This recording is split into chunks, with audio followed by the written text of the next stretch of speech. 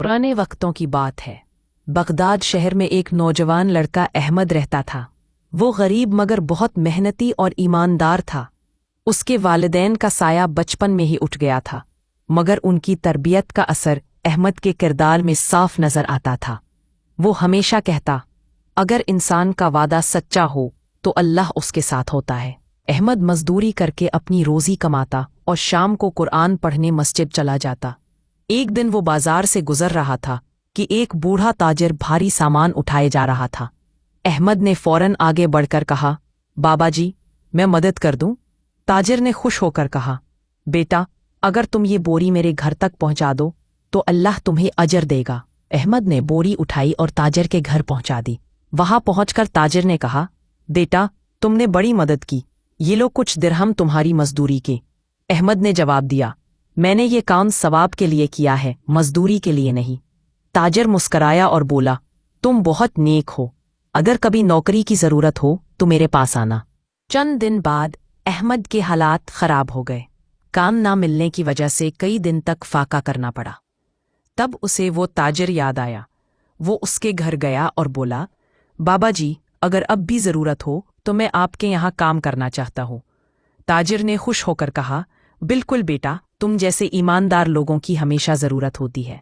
अहमद ने दुकान पर काम शुरू कर दिया। वो दिन रात ईमानदारी से काम करता। गाहक उसे बहुत पसंद करते क्योंकि वो तोलने में कभी कमी न करता और हमेशा सच बोलता। कुछ महीनों बाद ताजिर ने कहा, अहमद, मैं हज पर जा रहा हूँ, दुकान तुम्हारे हवाले करता हूँ, अमानत समझकर संभालना।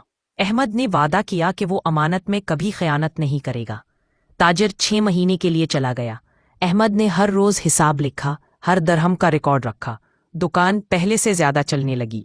जब ताजिर वापस आया तो वो हैरान रह गया कि दुकान में पहले से ज्यादा माल और पैसा है। उसने कहा, बेटा, तुमने तो मेरा कारोबार दुगना कर दिया।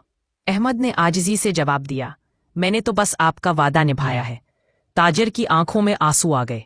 उसने कहा, अहमद, तुम जैसे लोग दुनिया में कम हैं। चाहता हूं कि अब ये दुकान तुम्हारी हो क्योंकि तुमने इसे अपनी नीयत से कामयाब किया है। अहमद हैरान रह गया, मगर ताजिर ने कसम देकर कहा कि वो ये तहफा कबूल करे। वक्त गुजरता गया। अहमद शहर के मशहूर ताजरों में से एक बन गया, मगर उसने कभी गुरूर नहीं किया। वो गरीबों की मदद करता, यतीम बच्चों को पढ़ाता और मस्जिद में सफाई करता रहा।